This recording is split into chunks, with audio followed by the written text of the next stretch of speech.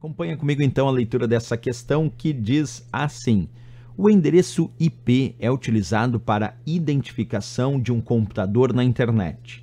Atualmente, os endereços IPv4 e IPv6 são formados respectivamente por letra A, 4 e 6 bits, letra B, 6 e 4 bits, letra C, 16 bits e 64 bits, letra D, 32 bits e 128 bits e a letra E, 64 bits e 256 bits. Pessoal, para entender essa questão, vamos acompanhar comigo aqui bem atentamente. Vem aqui no passo a passo. Quando a gente fala de endereço IP, o IPv4 significa IP versão 4. E esse tipo de endereço, ele esgotou. Quer dizer, não existem mais novos endereços IP da versão 4 para fornecer aos novos computadores e dispositivos que desejam se conectar na internet. Esgotou.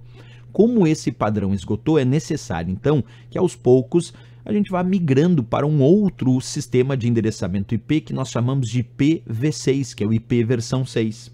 E se a gente pegar a quantidade de bits do IPv4 que esgotou, embora ainda é utilizado, é 32 bits. E o IPv6, que não esgotou e é o novo sistema de endereçamento IP que vamos passar a usar na internet, esse é de 128 bits. Atualmente nós usamos tanto IPv4 quanto IPv6. Aos poucos estamos migrando do IPv4 que esgotou para um novo sistema de endereçamento IPv6, mas tem que lembrar a quantidade de bits, 32 bits para o IPv4, 128 bits para o IPv6. Outro ponto importante, esses 32 bits do IPv4 eles são organizados em 4 grupos de 8 bits cada um. Então, cada parte tem 8 bits, o que dá um total de 32 bits. Então, IPv4 é formado por 4 partes de 8 bits, o que dá o total de 32 bits.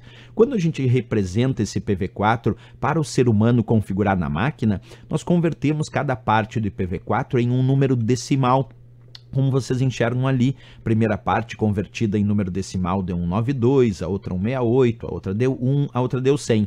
Então, para o ser humano configurar o IPv4 na sua máquina, ele é formado por 4 partes de números decimais separados por ponto, onde cada parte varia de 0 a 255. Esse é o IPv4. Quando eu pego o IPv6 de 128 bits, ele já tem 8 partes de 16 bits cada uma dessas partes, o que dá o total de 128 bits. Percebe que enquanto o IPv4 são 4 partes de 8 bits, o IPv6 são 8 partes de 16 bits cada uma, dando o total de 128 bits. E o IPv6 é convertido em números hexadecimais, lembrando que os números hexadecimais têm dígitos de 0 a 9 e as letras A, B, C, D, E e F. Portanto, no IPv6 podem aparecer letras quando a gente converte os bits para números hexadecimais. Por exemplo, cada parte do IPv6 é convertida no número hexadecimal e aí ao final nós representamos o IPv6 com 8 partes de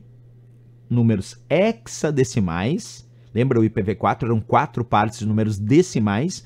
No IPv6 a conversão é 8 partes de números hexadecimais, portanto pode aparecer letras separados por 2 pontos. O IPv4 eram 4 partes de números decimais separados por ponto. No IPv6 são 8 partes de números hexadecimais separados por 2 pontos. Isso identifica que aquilo é um IPv6. Bem, mas como a questão simplesmente pediu a quantidade de bits que compõem IPv4 e IPv6 respectivamente, IPv4 32 bits, IPv6 128 bits, o que dá como resposta aí a nossa letra D de Dinamarca, sem dúvida nenhuma para essa questão. Certo, pessoal?